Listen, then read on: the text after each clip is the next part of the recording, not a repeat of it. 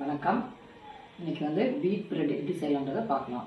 அதுக்கு தேவையான பொருட்கள் ட்ரை ஈஸ்ட்டு, ஹனி தேன், 1 கப்பு வந்து வாட்ரு, அதாவது அப்புறம் 1.5 கப்பு வந்து நம்ம வீட்டு கோதுமை மாவு 1.5 கப்பு ஜலிச்சு எடுத்து வச்சுருக்கோம்.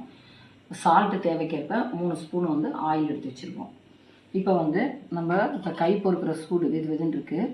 இதில் வந்து நாம் 1 ஸ்பூன் தேனும் 1.5 ஸ்பூன் வந்து ஈஸ்ட்டும் ட்ரை ஈஸ்ட்டும் போட்டு கலக்கி வச்சுக்கலாம்.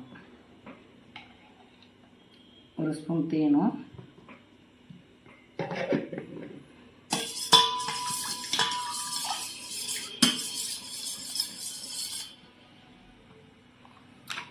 பாருங்க 1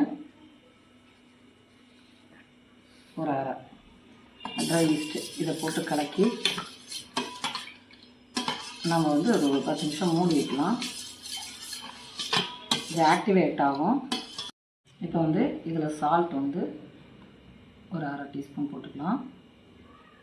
அப்புறம்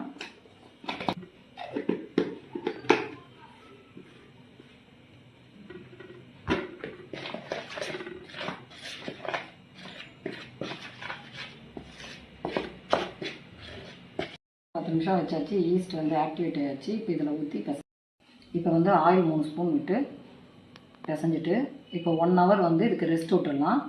அப்புறம் பார்க்கலாம். இப்போ வந்து எடுத்துகிட்டு நல்லா பிசைஞ்சாச்சு. டவு கொஞ்சம் ரெண்டாயிடுச்சு. இப்போ என்ன பண்ணலாம், இது மாதிரி உருட்டிட்டு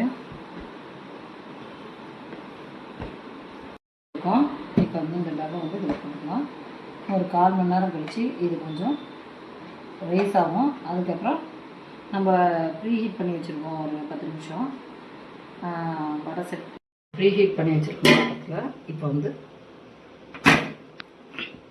நம்ம இதை வச்சாச்சு. இப்போ வந்து ஒரு 30-35 மினிட்ஸ் கழிச்சு பார்க்கலாம்.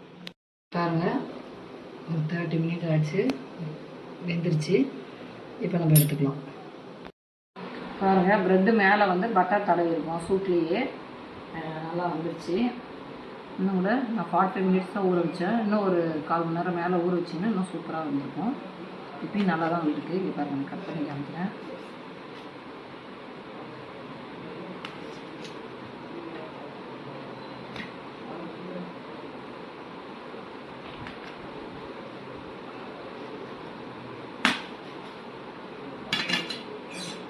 அதனால் ரெண்டு சூப்பராக வந்துருக்கு. இதே போல் நீங்களும் செஞ்சு பார்த்துட்டு எப்படி வந்ததுன்னு கமெண்ட்டில் சொல்லுங்கள்.